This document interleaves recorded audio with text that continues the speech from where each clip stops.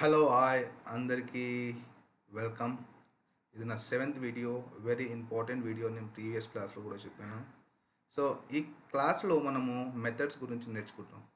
So చాలామంది ఈ methods అనే కాన్సెప్ట్ రాగానే మీరు అనుకోండి మనం మెల్లిగా ఊప్స్ అనే కాన్సెప్ట్లోకి ఎంటర్ అవుతున్నాం. సింపుల్గా చెప్పాలంటే సో ఇక్కడ నుంచి ఇప్పటివరకు మనం చదువుకున్న సిక్స్ వీడియోస్ ప్రీవియస్ 6 వీడియోస్ అన్నీ ఏంటి అంటే లైక్ చిన్నగా ఏదో బేసిక్గా జావా అండర్స్టాండ్ కావడానికి కోసం మనం కొన్ని నేర్చుకున్నాం. కానీ మీరు నేర్చుకోబోదే ఏదైతే ఉందో ఇట్స్ రియలీ రియలీ ఇంపార్టెంట్. కొద్దిగా కాన్సన్ట్రేట్ పెట్టండి. It's very simple. చాలా సింపుల్గా ఎక్స్ప్లెయిన్ చేస్తాను. And let start. సో దీనికి నేను ఏం చేస్తాను అంటే మెథడ్స్ అని ఒక క్లాస్ క్రియేట్ చేస్తాను. New class methods class test methods methods concept అని పెడదాం. METHOD method concept. దీంట్లో కూడా మెయిన్ మెథడ్ యూజ్ చేయలేదు కాబట్టి నేను ఏం చేస్తాను అంటే main method here. So methods గురించి అర్థం చేస్తున్న ముందుకు మనకు మెథడ్లో 2 టైప్స్ ఉంటాయి. ఒకటేమో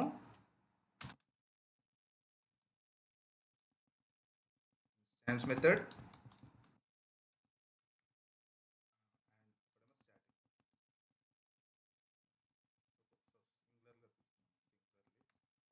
instance method and static method.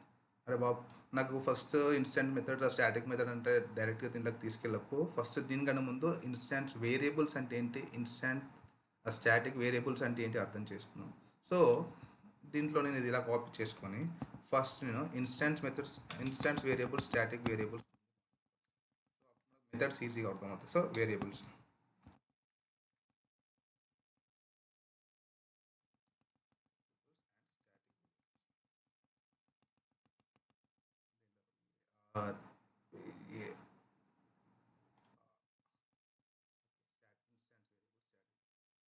So చిన్న డిస్క్రిప్షన్ రాస్తాను. ఇన్స్టాన్స్ వేరియబుల్స్ అంటే ఏంది, సింపుల్గా డబల్ కోట్స్లో పెట్టి కామెంట్స్లో పెట్టి యూ మస్ట్ క్రియేట్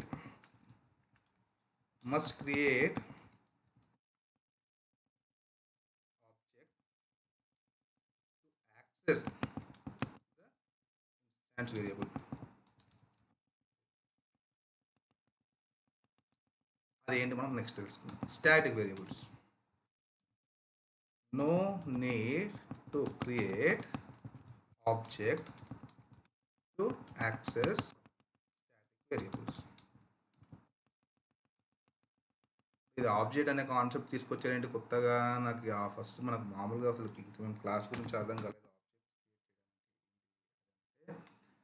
మీరు కొంచెం థియరీ కూడా చదవండి. నేను ఆబ్జెక్ట్స్ అంటే ఏంటి కూడా చెప్తాను. ప్రతి ఒక్క క్లాస్కి సర్టన్ ఆఫ్ వేరియబుల్స్, మెథడ్స్ ఉంటాయి. సో ఆ మెథడ్స్ని మనం డిక్లేర్ చేసే మాడిఫైయర్ని బట్టి అవి మనం ఎలా యూజ్ చేసుకోవాలి, అవి యూజ్ చేసుకోవాలన్నప్పుడు మనకు ఆబ్జెక్ట్ అనే కాన్సెప్ట్ మొదలుకి వస్తుంది. నేను లేమన్ స్టైల్లో చెప్తున్నాను. థియరిటికల్లీ ఏంటి బుక్స్లో కూడా రాస్తుంది, మీరు ఒకటి చెప్తాను అనుకో. మనకు అర్థం కావాలి, ఫస్ట్ కాన్సెప్ట్ అర్థం కావాలి. ఒక ఒక క్లాస్లో ఉన్న వేరియబుల్స్ని మనం యూజ్ చేసుకోవాలి అంటే అవి ఇన్స్టాన్స్ వేరియబుల్సా, స్టాటిక్ వేరియబుల్సా చూసుకోవాలి ఫస్ట్. సో ఇన్స్టాన్స్ వేరియబుల్స్ అయితేనేమో మనము ఖచ్చితంగా ఆబ్జెక్ట్ క్రియేట్ చేయాలి. ఒకవేళ స్టాటిక్ వేరియబుల్స్ అయితే ఆబ్జెక్ట్ క్రియేట్ చేయాల్సిన అవసరం లేదు. ఫస్ట్ మనము ఈ రెండు కాన్సెప్ట్ గురించి మాట్లాడడం, instance variables and static variables. So నేనేం చేస్తానంటే డైరెక్ట్ క్లాస్, ఇది నా క్లాస్ మెథడ్ కాన్సెప్ట్ అని పెట్టి క్లాస్లో నేను ఏం చేస్తానంటే 2 టైప్ ఆఫ్ వేరియబుల్స్ క్రియేట్ చేస్తాను. ఇక్కడ చూడండి సింపుల్గా. ఇప్పుడు నేను ఏం చేస్తానంటే స్ట్రింగ్ అని పెట్టి నేమ్ అని పెట్టుకుంటాను. నేమ్ అని పెట్టుకొని నేను ఏం చేస్తున్నాను, hello world, not hello world, let's say welcome to instance variable.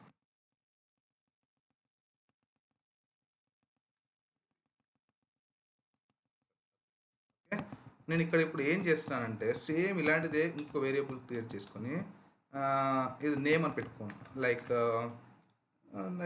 Something ఏదో నేమ్ 2 అని పెట్టుకుంటాను. దీంట్లో నేను welcome to my static variable. ఇక్కడ నేను ఏం చెప్పాను మీకు సింపుల్గా, ఇప్పుడు స్టాటిక్ వేరియబుల్ అని నాకు తెలియాలి. ఇప్పుడు నాకు ఇది రెండు ఒకలే ఉన్నాయి. ఇప్పుడు ఇది ఇలా ఇన్స్టాన్స్ ఏది స్టాటిక్ ఏది అని అంటే స్టాటిక్ వేరియబుల్కి ఎప్పుడైనా స్టాటిక్ మాడిఫైర్ ఉండాలి. ఓకే, స్టాటిక్ మాడిఫైర్ ఉంటే అది స్టాటిక్ వేరియబుల్. ఇక్కడ స్టాటిక్ వేరియబుల్స్లో ఇంకొక ఆన్సర్ ఏంటంటే you can only access this with in the class.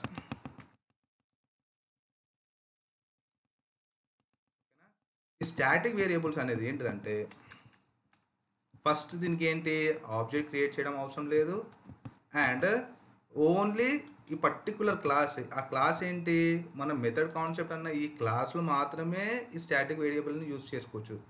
బయట నువ్వు వేరే క్లాస్ అంటే ఇన్హెరిటెన్స్ కాన్సెప్ట్ చూసినప్పుడు మీకు ఈ స్టాటిక్ వేరియబుల్స్ గురించి ఇంకొక ఐడియా ఎక్కువ వస్తుంది. ఆ ఎగ్జాంపుల్ కూడా ఏమంటే ఇస్తాను, కాకపోతే దానికి మళ్ళీ మనం ఇన్హెరిటెన్స్ కాన్సెప్ట్కి వెళ్ళాలంటే ఊప్స్లో ఇంక డెప్త్కి వెళ్ళాలి.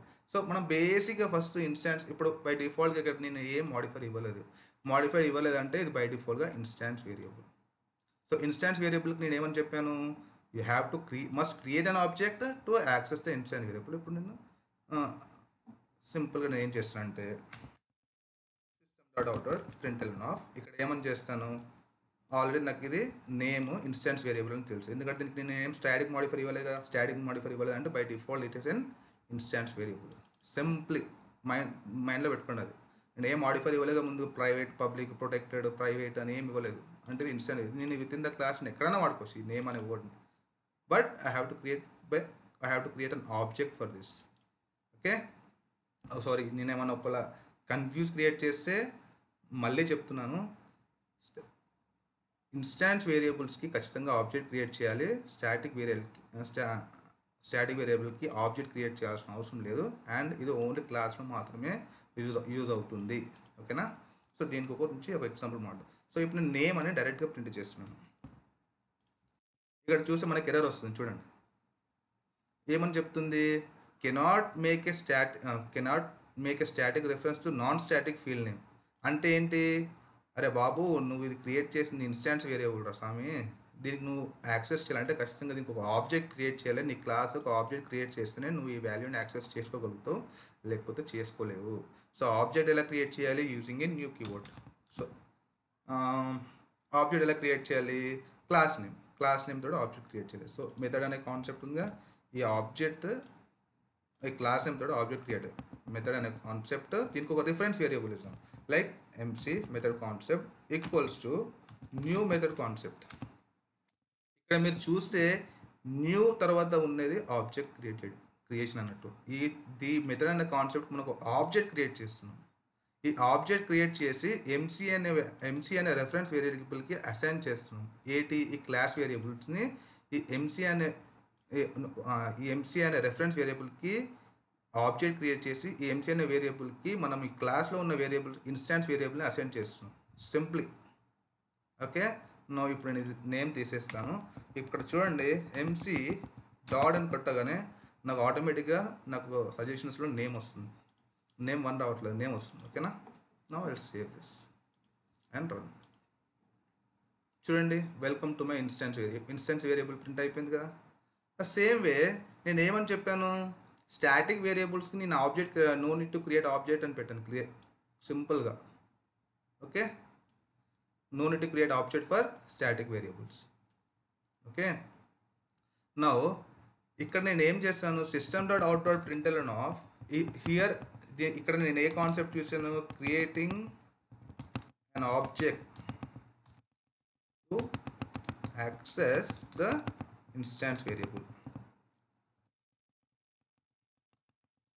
నేను ఇన్స్టాన్స్ వేరియబుల్ని నేను వాడుకోవాలంటే ఖచ్చితంగా నా క్లాస్ ఒక ఆబ్జెక్ట్ క్రియేట్ చేయాలి న్యూ కీవర్డ్ యూస్ చేసుకొని.